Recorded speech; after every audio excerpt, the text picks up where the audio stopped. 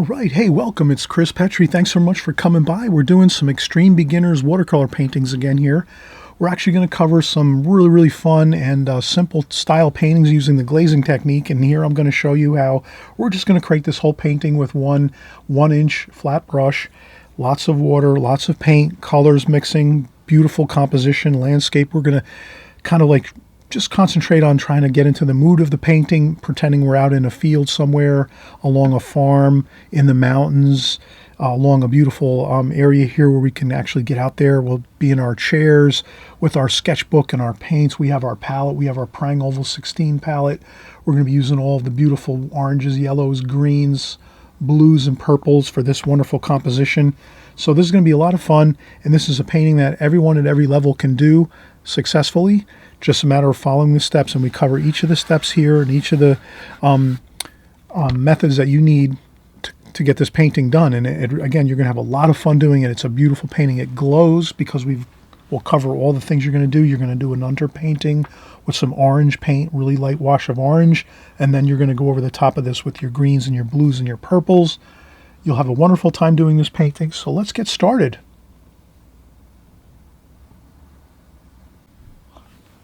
All right, this is Chris Petri. Welcome, everyone. Thanks for coming by. I'm so happy you're here. If it's your first time, you're at the right place at the right time. We're doing watercolors. We're actually creating a beautiful painting in watercolor. We're using lots of water, lots of beautiful colors and washes. We're doing like a landscape painting where we're going to have a really like hazy type of sunny day, kind of that summery feeling. So these are the kind of things we're going to want to do as watercolor artists. We're just going to want to get into the mindset of things. Think of yourself like maybe think of yourself on a vacation or an excursion or a weekend getaway, and you have your easel or your palette or your sketchbook, and you're sitting in your chair and you're in front of a beautiful field with some beautiful mountains in the distance and a nice sky with some really beautiful kind of hazy subdued colors. This is the kind of painting we're going to create here. We're going to use the glazing method. That's correct. You heard me correctly. The glazing method. You'll hear me talk about this all the time on my videos, and of course in my book. You'll see the link to below for my new book. Hope you'll pick my book up. You can see all the wonderful paintings in there. I also have a video that shows you all of the pages of my book, so you don't have to guess on what you're buying as far as what kind of paintings you're going to see in my book. I have all my paintings in a video quickly, about 2-3 minute video. You can see all the pages in my book, and you'll see that I have literally tons of beautiful paintings there in my book, so you can use those to work from, which is great. You have some good stuff to work from. But in any case, this is the kind of mindset we're going to have here. We're going to be, let's feel like we're there. We're in this like landscape. We're sitting down in our chair. Or maybe again, we're getting into that feeling. It's summertime. It's hazy. It's hot. Maybe it's warm out. We're feeling good. We're getting out there and doing a painting outdoors just to get some ideas on some paper. It's not a finished painting or a perfect painting. We're just going to get some colors on the paper, some values, some tonal values, some washes. Let's think of it that way. So if we get our mind kind of like thinking about this type of setting where we're out there, you'll kind of, I think, have an easier time doing this painting we're going to do. So in the next 20 minutes, half an hour, we're going to actually have a fun time creating this. We'll go over each of the details here that we're going to cover. And I also have all my supplies that I use for watercolor down below in the description box below. Sometimes you have to click on the word more. And if you click on more, you'll see the drop downs of the links you can go to find different products you might want to purchase. You might want to purchase a water container if you're just starting out, a couple brushes. This one actually comes with the Prang Oval 16 set, which is our Extreme Beginner set, and this is an Extreme Beginners video series here on my channel. So you'll always see in the when you're looking at my videos and you're subscribed, and I'm hoping you're going to subscribe so you don't miss a thing. You just click on the right hand side below the subscribe button. You won't miss a thing here. You'll be on the fast track to learning watercolor and learning it efficiently, quickly. You'll make a lot of progress if you stick here. So subscribe to my channel. Don't miss a thing, please. And again, we're going to, below, we're going to have my palette below. You could click on the links below. You'll find all my gear. Again, the water buckets. We have a spritzer bottle. We have brushes, paper, tape, everything. The palette, the Prang oval 16 palette. I'll spritz the palette a little bit here, just as we get started here with this painting. I just want to, that's all you have to do. These Prang palettes are incredible, incidentally. If you're just starting out in watercolor, this is the perfect set to get. All you have to do is really just open it up, spritz it with a little bit of water, and that's it. It's ready to go. And then when you're done painting, you just close it up and put it to the side, or put it in a little bin. Keep yourself a little bin. Keep all your art gear organized in a little bin. If you don't have your own space that you can set up all your gear in, sometimes you have to take some stuff out and put it on your kitchen table or wherever you might not have a studio to work in at first when you first start out in watercolor. So I always mention that too. Get yourself a little plastic bin, put all your gear in there, so this way everything's organized in one place, and then you put the lid on the bin, and then the next time you're going to paint and draw and start creating some watercolors when you're joining along here on the videos, you just pop open your bin, you take all your stuff out, you put it on your table, in your living room, on a stack tray, coffee table, kitchen table, maybe you're in the basement, you got a little desk, you put it on there, whatever. Just remember, try to stay organized with watercolor, because when I first started, I'll just share a little story with you. When I first started watercolor, I had all my art stuff all over the place. Like when I wanted to go create a painting, I literally had to walk all over the house. I was trying to find my brushes. They were in the basement. The paints were somewhere in the attic. I had, it was stuff all over the place. I almost didn't want to paint in the beginning because it took me so long to find everything. It took me half an hour to an hour to just get all my stuff together in one spot and then get it all together and then start working. So don't do that. Make sure you kind of stay organized. Get a bin and put everything in your bin, unless you have a spot that you can actually set up in your place where you live, where you can just leave everything right there and then just come back the next day and just start working again. But if you don't have that situation right now, you might find some creative ways to get that situation set up for yourself, so you do have a little workstation or studio for yourself, or a little spot that you have carved out where you live in your place. If you don't have that right now, or at least have a bin or something, or a crate, and put all your stuff in that when you're done working. And then when you come back to work the next time, you won't be like me roaming around the house trying to find all your art supplies for 2 hours. All right, so don't fall into that pitfall either. All right, so let's get started. So I got my water container. I put that over to my right. We have our brushes. That's over here on the left-hand side. And I have my palette here. Then I have my pencil. I'm ready to go. Now I'm gonna think of just a simple composition. I'm just working from my imagination right now. I'm just gonna think of how can I create a really fun thing for you, so that you'll be able to work from this. So you're gonna work from this painting right now that we're doing.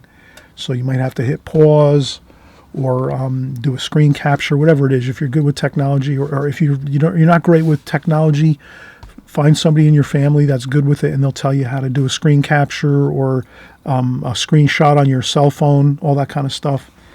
Don't worry about it. There's always a way. You can always find a way. So what I'll do is, we always talk about it here. Your space divisions on your paper are really kind of straightforward. Most times you're going to have your horizon line, which would be like the edge of your water if you're doing a seascape painting, or this painting happens to be a landscape. The eye level, or the horizon line, is usually where you see the distant line of where the sky meets the land. That's all it is, really. So the horizon line is basically where your land meets your sky, or where your ocean meets your sky, or whatever type of landscape you're doing. Usually it's either you're doing a landscape, so you're going to have your mountains, or your mountains are touching the sky, or your fields.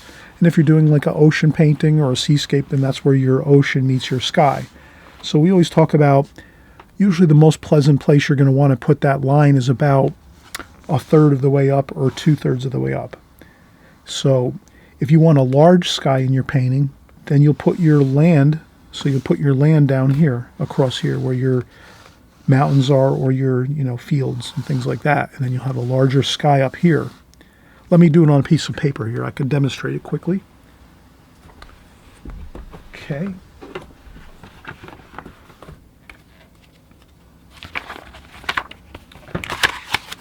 Thank you for your patience while I get a piece of printer paper. And I always have to be careful of printer paper. If I use Sharpie marker, it'll bleed through and start messing up my watercolor paper. So I'm going to get a couple extra pieces of printer paper here and do this. So what we're saying is, when you're setting up either your seascapes or your landscapes, or your city scenes even for that matter, if you're doing some cityscapes or city scenes, basically you're just, let's say we'll do the two easy ones. Let's do the landscape and a seascape. So let's say we're going to do this landscape and we want to kind of go about halfway up or a third of the way up with our land. So let's call this about a third of the way up here. 1/3, 2/3, 3/3. So if you break your vertical lines going across your paper like this into thirds, you'd say your first third is your land. So this is going to be our land here, our field, with some trees and things like that, whatever it is here, right? We're doing some things like trees and whatever it is, like that. And then the sky is going to be your 2/3. So this will be your sky, 2/3 of the way. 2/3 sky, 1/3 land. That's a real beautiful landscape style composition that you can set up. Let's say you're doing a seascape and you want to do mostly ocean. Then you could do it maybe up here and do your ocean up here, your horizon line here, where your ocean is here. So you have 1/3 sky and 2/3 water. So now you have all your ocean waves over here. Maybe a little bit of beach here with the sand, a little bit of sand in the beach here and some ocean waves, things like this, right? And then up here you have your sky. So you can set up your landscapes or your seascapes or even your city scenes with this basic idea of you can adjust your horizon line either 1/3 up from the bottom or you go 2/3 up from the bottom. Once in a while, you might want to do it about halfway. Most times if you hear professional artists talk about this, or historians or people that are purveyors and or actually purchasers of art that are like going around and they're going to museums and they're going to art galleries to buy and purchase art or to see what's out there and what's looking good, they're going to probably most times say they don't like to see your painting divided in half like this. But you can break that rule once in a while. So there's no absolute rules with painting and with watercolors in your design of your paintings. But most times this is called a half and half trap. Half and half trap. And what that kind of says is, a lot of times if you divide your paper directly in half and you do like half land and half sky with some clouds and things, dividing the paper in half doesn't look most times that pleasing. You can make it work, and a lot of artists, great artists in history, have done it this way. Once in a while they'll create a painting that looks like this.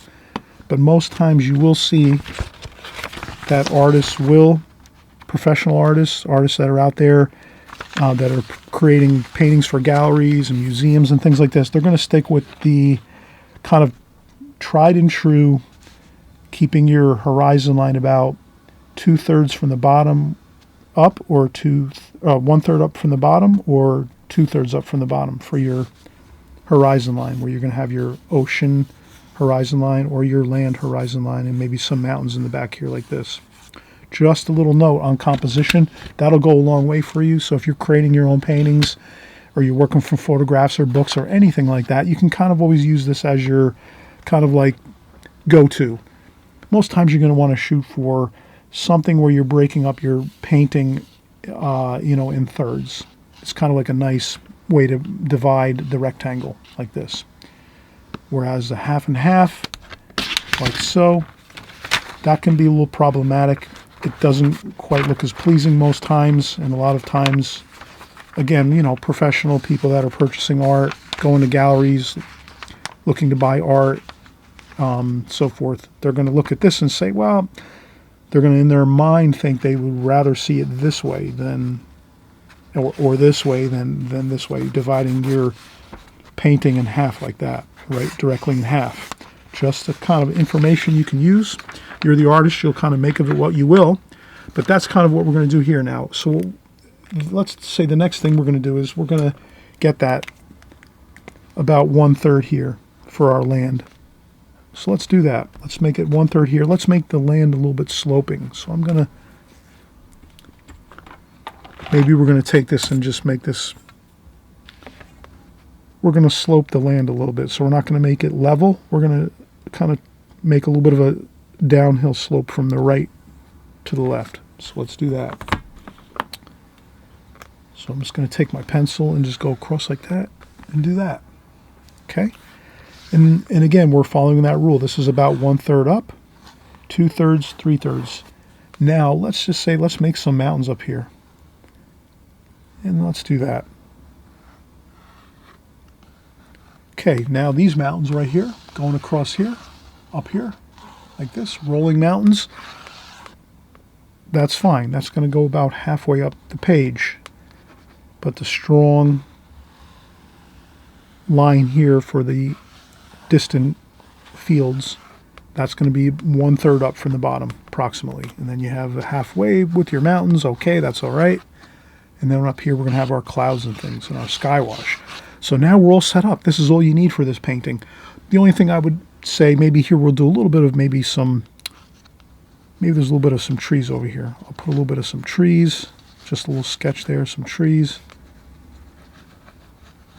like this. Couple of lines going this way. So you might make a couple directional lines. So I'll make them darker so you can kind of see I'm doing this. And then I'm making some trees over here like this on this side over here. And then what I'll do is I'll erase that a little bit so that those dark lines won't show up as much. But this is about it. This is all you need for this painting, is to get your horizon line for the distant fields that we have here 1/3 up from the bottom of the page, and then from there we have a little bit more up here. We have some rolling hills, distant mountains and hills like so, and then the rest is going to be sky up here. The two-thirds pretty much, or close to 2/3 will be the sky up here. So wow, we have covered a lot of stuff right here in the beginning of the video, but that's okay.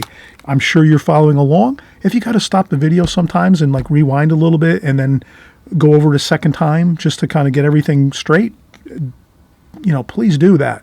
Don't feel like you just have to watch the whole video the whole way through and work with it and kind of rush yourself through things. Don't rush if you don't want to. If you want to do it faster, well, that's fine too. You're the artist. You're going to figure out how you're going to get through these videos. But I always mention, when you're working with these videos, it's meant to be user-friendly for you. So stop the video when you need to, rewind a little bit, go over things a second time if you need to. But that's the main thrust of this, was getting the drawing done and understanding the composition of things, where we want to kind of have those space divisions correct when we start.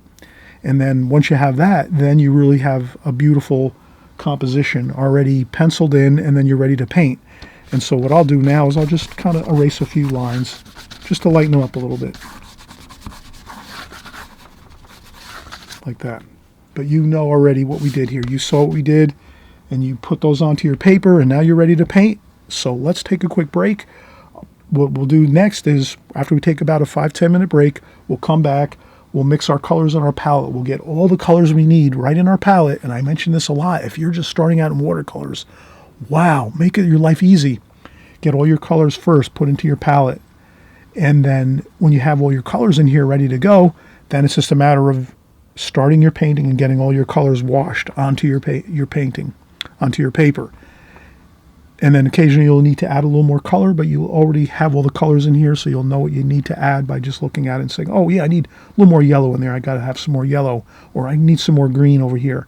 So you'll just take your colors as you're working and add more to it if you need to. But you first want to start out with all the colors you're going to need for the painting, especially for this kind of a painting. We're going to be moving actually kind of quick on this one because we're doing the glazing technique. We're going to be washing this whole paper with water and then getting some really beautiful colors on here quickly. All right? All right, so let's get started with the painting next. Okay, so we're picking back up again. I just wanted to mention here we have some brushes. These are the brushes that I use from the Princeton Art and Brush Company. Again, I have that down in below in the links below. All my art supplies and brushes and paper and palettes and all that good stuff. So, but what I wanted to just mention here is when you have a good sized sheet of paper like this here, so you can work small, or you can work on small sheets of paper, medium sized sheets, or you can even work in really large sheets of paper with watercolor. The only thing is you have to adjust your brushes. So if you're working on a medium sized paper like this happens to be approximately, I would say, 8 by 10. Let me see if I'm correct. I'm just gonna, sometimes I trim my paper with scissors and I really don't keep a track of what they are, but I'm correct. Yeah, that's an 8 by, yes, an 8 by 10. So an 8 by 10, you know, you'd need like something like this, like a 1-inch brush. This is a 1-inch watercolor brush, synthetic hairs, and again, I have this down below, Princeton Art and Brush Company. They come in a pack of 6 for like $10. You can get 6 brushes, like 2 or 3 square brushes, flat brushes like this, a couple of round brushes, and you're all set. So what I'll do is now, the first thing we're going to do here is the first glazing. That's really important to understand, that your first glazing is your fun glazing. You're not even breaking a sweat or having any kind of worries. You're just taking the fresh, clean water from your water bucket. So you have fresh, clean water like this in your water bucket. And you're just going to first put a little light bit of water on the whole paper, starting from the top, and you just work it on down. Just a coating of you know, clean water to dampen your paper. You don't want to flood the paper out with too much water. Just coat it with a nice even coat, the same way if you're painting a wall in your house, if you're painting a room in your home, or some trim on your house, or if you're painting an old dresser or some kind of furniture, a chair, a table. You just want to put one coat of clean, fresh water across the whole paper, and that's all you have to worry about right now. And then once you do that and you've covered the whole paper, you just go over it maybe one more time, just like this, just to get the paper damp. That's all you want to do. Then you let it sit like this. Now the next thing we're going to do is we're going to say we're looking for a hazy hot summer day. So we're going to add some orange over here and some yellow. So orange and yellow, that's going to be our first glazing, and it's going to be ever so slight. Can you see how this is very, very light? There's not much paint on there at all. Maybe a little bit of, a little tiny bit of red, maybe even a little bit of purple. So you can kind of see how I've mixed the ever so slight amount of colors on here, and that's what we want to do. We want to, the main color though we want to do is a very light orange, and then we just want to go over this whole painting with that light orange like this, and that's going to give us that undertone on the watercolor paper that we need to give this that feeling of being like summertime, where it's warm and hazy and warm and hot. And we're out here and we're painting on location on our lawn chair with our sketchbook, having a great time. Maybe we have a beverage with us and we're just relaxing, and maybe we have a couple artist friends that are with us painting. We're all out here in the landscape, some beautiful place somewhere. We'll just pretend in our minds we're here, and then we're just going to go right across the whole painting like that with the orange. So you can kind of see how I did that. And that's just the undertone. And now that's all you have to do. That's your first glazing, your first wash. Then what you do after this is you have to let this dry. If you don't use a blow dryer, you're going to need to let this dry a couple hours, probably, hour to 2 hours, or overnight, or a couple days later you can begin your painting again. That's fine. But you at least need to let it dry so that your paper is flat again and there's not buckles in your paper. Because right now we added all this water to our paper. The paper is now buckled like this. I don't know if you can see that, but it is buckled because the water's fibers are all filled with water, and the paper swells with water, and it kind of buckles like this. Once it dries, it all goes back to a tight bit of paper like it was when we first started. So that's what we have to do. We have to make sure this gets back to a flat, tight state, and then we can go over with our subsequent washes. So at this point, I will stop the tape and I'll use a blow dryer and dry this off. If you have a blow dryer, that would be great, because this way you can just kind of like do this. You blow dry for like 5 minutes at most, and you'll see that the paper will dry and it'll all flatten out again just right, as long as you have it taped on the outsides. Incidentally, I just mentioned if you use gum blocks, they're called gummed watercolor blocks. a lot of manufacturers of paper create gummed watercolor blocks. Then you don't have to tape around your paper. You can just paint on the gummed block and it's already going to dry just right for you when you're doing these glazings like this. But if you're just using sheets of paper, then you have to tape everything like this around the whole 4 sides of your paper. So hopefully that makes sense. And let's let this dry. Again, I'm going to take 5-10 minutes, another break, use my blow dryer, dry this all off with the blow dryer, and we'll come back and we'll show you how to do your second and third washes. I think the second wash is going to be really the main wash we'll do next. That's going to kind of pretty much get the painting complete, but that second wash might need another third wash over the top just to do a few more darker tonal values like we'll share when we're coming back. Okay, all right, so I hope this is really fun for you.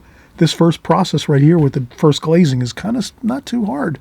A little bit of orange paint, a little bit of yellow paint, maybe a little red if you want, or purple. But if you just stuck with the orange, a little light wash of orange over the whole paper, you're fine. But it's got to be really just a little subtle amount. It can't be too much. And then that's the key to it, because it's just got to be a little bit of glow underneath your painting that you're going to create over the top of this. That's going to give it that summery, warm, hot, sunny feeling. Okay, all right, great. So let's come back in a few minutes and we'll get started with the rest of the painting. All right, so we're back again and we have our paper. We used the blow dryer to dry everything off really nice. So now it's perfectly dry. Now we're going to go over with our second glazing. So what I do is my water is still quite clean and fresh and clean and pretty much crystal clear here. You know, we only used a tiny bit of orange and yellow and a little bit of red and purple, but very, very light washes. So our watercolor, our water didn't get muddied up too much. So we can keep using that. That's fine. And then now for this second wash, we're going to do the same thing.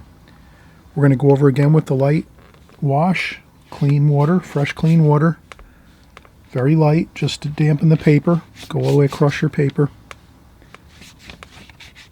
Same ways, again, if you're painting a wall in the house or some furniture or some kind of craft or hobby thing that you might be doing when you paint something, you know, you just add enough water to just have it dampen the paper, but you don't want to flood on too much water. And that's all you need like that. And then what you'll do is you'll go straight away into your paints to start mixing the colors we're going to use for this beautiful landscape. So I'm just going to I'm going to say right now we're going to use some yellow. We're going to use some yellow for our landscape. That'll be some of the field colors, the grass and fields. Then we're going to go in and we're going to grab some greens up here. Some darker greens up here, like that.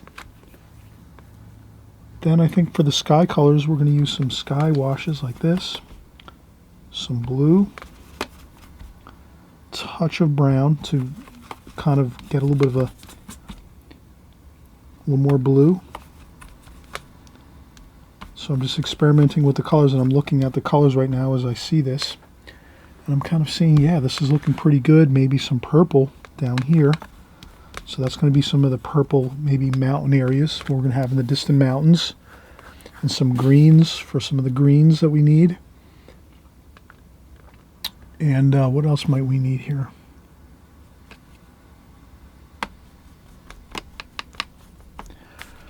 I think once you get these colors in, you're pretty much home free. You might need a little bit of purple. I'm a little more purple over here. I think I'm going to use some purple. Maybe over here. I'll just mix it over here.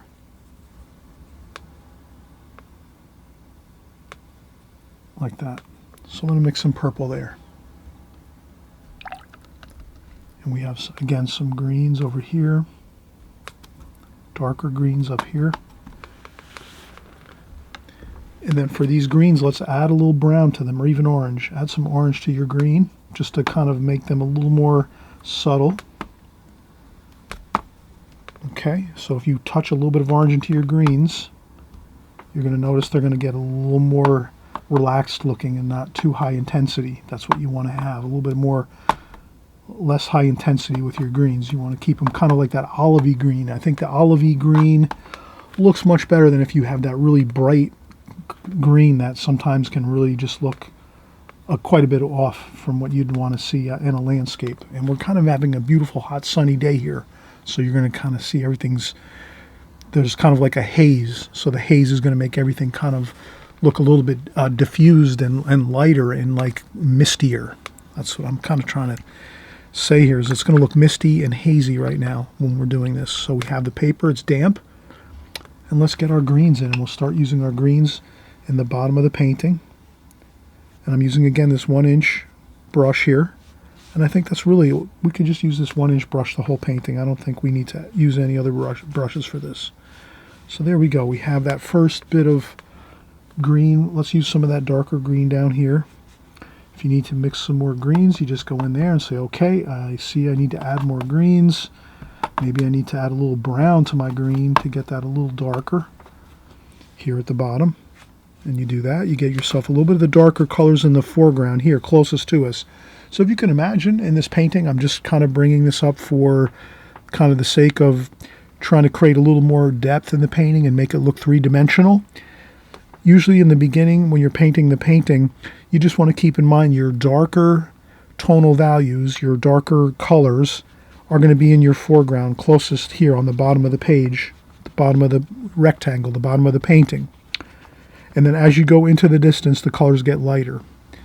So you're going to make your colors for your grass and your trees and things like this lighter as you go further into the distance, going this way, backwards, into the painting. So now let's get some of that yellow. We said we were going to use some yellow. And have fun with this. Just kind of get it in there. Get some yellow in there. Over here, get some of that yellow. Okay. Back here, some more yellow.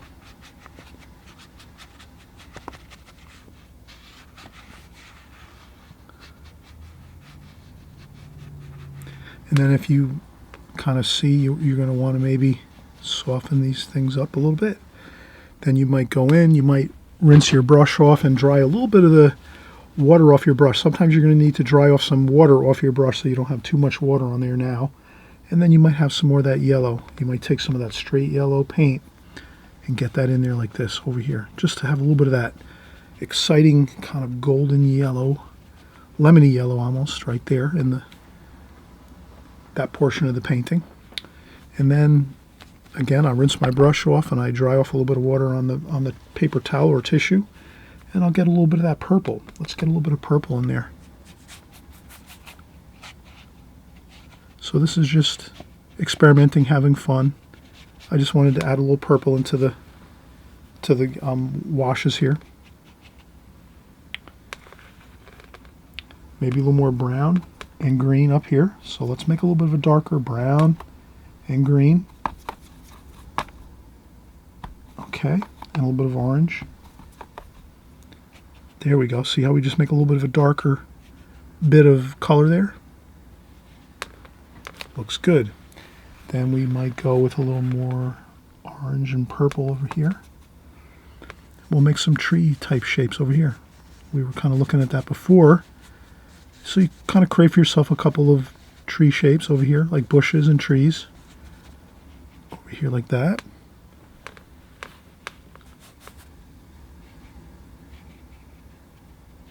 Like that. I hope this is working for you as you go. So I kind of just want to get that couple of trees and bushes over here.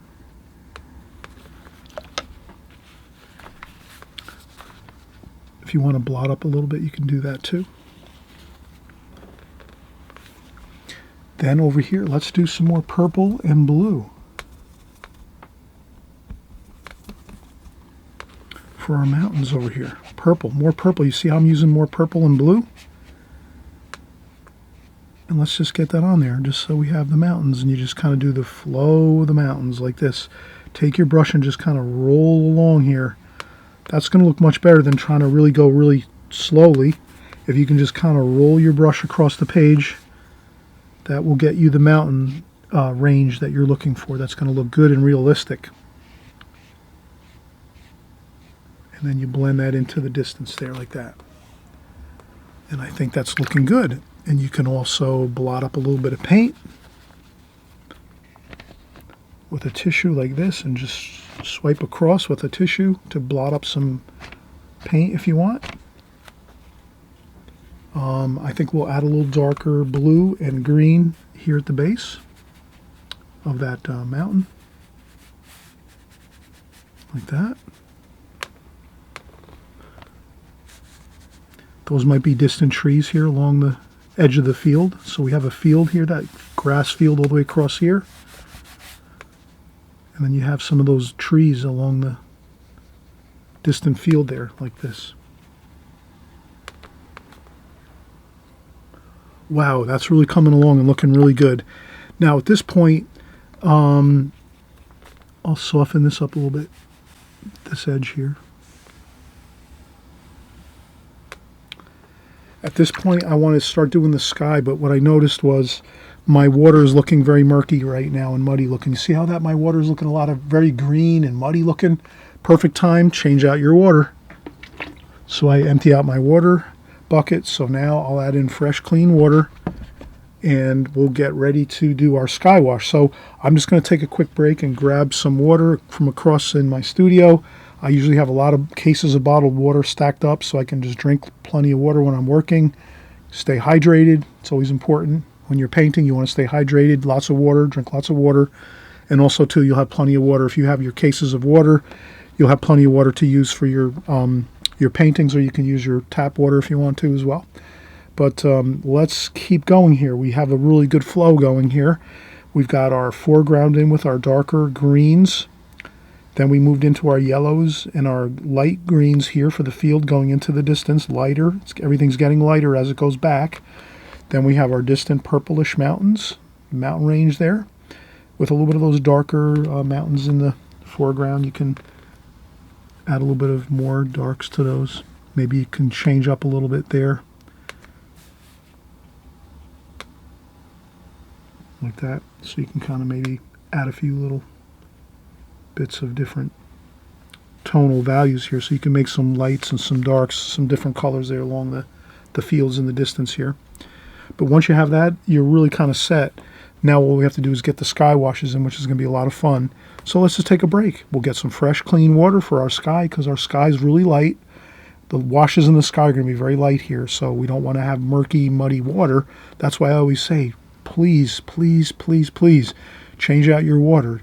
Constantly think to yourself, if you're going to be creating any kind of really light wash on your painting, you definitely need to empty your water and put fresh, clean water in your bucket. If you're doing washes down here like this, where the kind of the paint is darker looking, right? Our tonal values here on the bottom of this painting, they're a little darker, so you don't have to worry. You can, if the paint, if the water gets a little bit muddy in your water bucket, you're okay because you're really doing darker washes. But if you want to come up here and do your sky and do some really light washes like we're going to show you right now, that's where you really have to get fresh, clean water in your bucket because you don't want to start adding muddy water to your brush. And then when you go to mix your colors and then you add them on here, you're going to be mixing the colors here plus all the muddy water in here, and that's going to make your washes look really awful. So let's always remember that when you're doing light washes like in the sky or any place where you have to do light washes where it's not too dark, add your fresh clean water and you're going to be all set. You'll have that really locked in your mind that when you're doing light washes, you need fresh clean water in your water bucket. Okay? All right, cool. Let's come back and we'll get started with the sky wash. All right, we're coming back now. We're going to just mention that we did kind of reiterate over and over again, fresh, clean water is necessary now when you're going to do your sky washer because it's going to be light washes, so we don't want muddy water when we're doing our light sky wash over the top of this beautiful white paper here with just that touch of that orangey kind of warm priming of your watercolor paper. So I also notice here, look at my palette, lots of colors on there. We've mixed a lot, but I think so far we've been safe. But now, since we're doing a light sky wash, we're going to want to clean up our palette. So we're going to want to spritz our palette right now and start off with fresh, clean paint. We don't want to sort of muddy up our sky wash too much, so we're just safer Just cleaning up the palette a little bit. So I'm just gonna, I take a paper towel after I spritz a little bit on my palette there, just a little bit of spritz of clean water, and then I just quickly lift up the paint that was left over in the palette, just like that. Just a really good way to go. Good habit to have if you're doing a fresh, clean wash here in the sky. Better off just starting out with the fresh, clean palette too, and fresh, clean water. So now, what are the washes we're going to use for the sky? The same colors we used before. Blue, which is like that really beautiful cerulean blue type blue there. Okay, so we have that. That's what we used before when we were mixing all these colors down here. Same thing here. We have a little bit of that French ultramarine blue, or a cobalt blue, almost like that. That's just a real all-purpose kind of blue right there. So we have that blue. Then we want to have some purple. We see some purple. Let's use some purple in the sky. And we have the blue and the purple. And then a little bit of green. I wouldn't use this since we used this up here. Let's use this. So I'll use some of this darker green that we used up top here in the Prang Oval 16 set. Incidentally, when you're setting up your colors in your Prang Oval 16 set, I have a video on it. You can just click, I think you click on Chris Petri Oval 16, Prang Oval 16 paint set, and then I'll show you how you set up your paints in your palette. I set them up in a specific order, and I always keep that same order of the paints, always. Because what happens is if you keep your paints in the same exact order every time, so if you run out of a color and you pull one of these little ovals out of here and you put back in a new color, you always keep all your paints in that same location. Eventually you memorize it, and then it becomes like secondary information in the back of your mind. You don't even have to worry about where you're going to go for your colors. You just automatically know your brush will just go right to the color you need, so you're not looking and searching around as you're working, because that'll really slow you down. So always remember that. Keep your palette colors in the same locations every time in your palette, month after month and year after year, and you will definitely benefit from that, because you'll just memorize it, and then it'll be like autopilot. You won't have to worry about it. You'll just do it. You'll go right to your colors you need, and you won't be thinking about it. You'll be thinking about the important stuff, which is what's drying on this paper and how fast do I got to get over there to do it. So we have our colors here, blue, purple. We said we wanted to do that. Blue and purple. Then that nice... Actually, I didn't... If you ever have a problem, you add some color you didn't want to, blot it up with a paper towel, and then go back in and get the color you needed. A little bit of orange in there. And what else do I see there? A little bit of purple. I have everything. Blue, purple, yeah, and that it looks good. All right, so we have everything we need for our sky wash. Fresh, clean water, and let's do the same thing again.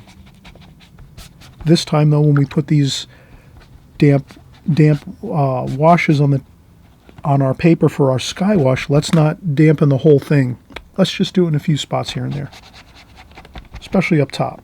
Add more damp paper up here and fresh, clean water up here to the top of your page. And then as you get down here by the mountains, just have a little bit of water there, like that. And that should be plenty. Then you go in, a little bit of green, a little bit of green, and blue, purplish, green, blue, and purple.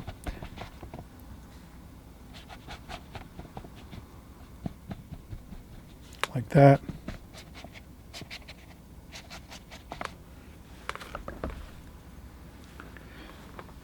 A little bit of purple there, just a little more purple, a little exciting purple. Wow, that's it. Just a little bit of a cloud maybe or something like that. Oh, perfect. So now you'll see,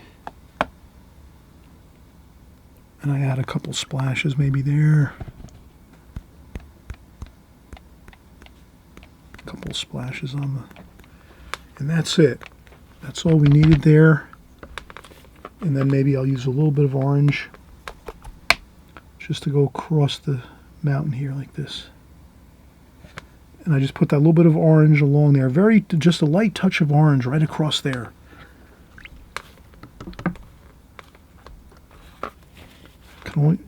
It's only a little bit though. Like that. Then you can take a paper towel if you want, or a tissue, and you can actually take some of the sky wash and you can just blot up a little bit, make some clouds like this. Sometimes you can just kind of gently touch down your paper towel and just blot up a couple of clouds, blot out a couple of clouds. This paper tends to be a little bit softer, so I notice I'm sort of creating a little bit of some paper. I'm kind of marring the paper a little bit, but that's no big deal. But that's all you need to do, and there you have it. You have a beautiful summer type feeling here. A hazy, hot, sunny day. You're out here, you're painting a beautiful landscape. I don't think anything needs to be done here further. I think it looks fine. We can peel off the tape and kind of see how it looks with a little bit of a border on it. And I think you'll be really happy with this. Once you get this completed, you're going to be very, very excited that you can create a wonderful landscape painting, you know, as a beginner, and you don't have to worry. You kind of have covered all your bases. You did your composition in the beginning to get your layout of your landscape correct with some pencil lines. That's all you needed to do, just to understand the kind of process to get your pencil lines correct on there, on the paper. And then after that, we just covered the basic concepts of getting some really, really light glazings on for your first glazing, your first wash, just that light orange with a little bit of yellow if you want. You can mix a couple little extra bits of warmer colors in there, but if you just want to keep it real simple, no big deal. You keep it just a little bit of light orange, the orange over the whole paper, very lightly. And then once you're done with that, it gives it that glow so that when you go over the top with the greens and the blues, it's going to feel like it's kind of warm and hot and sunny. That's a beautiful landscape painting. I'm glad you're here. I'm glad you joined along with me to paint this painting. And again, if you're extreme beginners out there, maybe some of you have been painting for a while now, maybe a year or so, and you can create this painting whether you're just starting out or if you've been painting for a while. That's fine. It's really a fun painting for actually all levels of watercolor artists because it's really exploiting the wonderful, wonderful parts of the medium of watercolor, which is lots of water, washes, beautiful colors, diffusing of colors onto the paper, kind of like under painting, showing through, kind of like glowing underneath the washes. This is all just great watercolor basics and fundamentals that you really just, doesn't matter if you're a beginner or if you've been painting for a while in watercolor, you're going to really enjoy this type of painting. So I'm glad you joined along. And I always mention again too, please subscribe if you haven't subscribed before on my channel. And I also want to mention too, I do have a brand new channel where we're doing oil painting. So we're going to kind of start out doing some oil paintings. I'm hoping everyone's going to go there and check that out because there's no reason why you can't work watercolors and oil paintings at the same time. We're using water mixable oil paints, which means you don't need any kind of solvents like paint thinners and things like that. You can just use simple water. Almost works the same as the watercolor paintings that we're doing, except oils are a little more rich, they're more luxurious, you get a little more stronger colors, and it gives you a lot more time to work. Watercolors dry really fast. Oils, you could work days on one painting and it won't dry on you. So that's really one of the benefits of oil painting is you can actually take your time and you don't have to rush as much as watercolor. So that's a great thing. If you can kind of embrace that quality of oil painting, you'll go over there and check out my oil painting channel. Maybe just start working with a little bit. Start out very simple, a couple little things like a brush or two and a canvas and a couple paints. Try it out, work with it, see if you like it. I'm sure you're going to enjoy it. It'll kind of be a great counterbalance to your watercolor paintings as well, because many professional artists that work with watercolors work with oils too as well. I know that for a fact. So don't kind of think to yourself, I'm a watercolor artist only and I don't work with oils.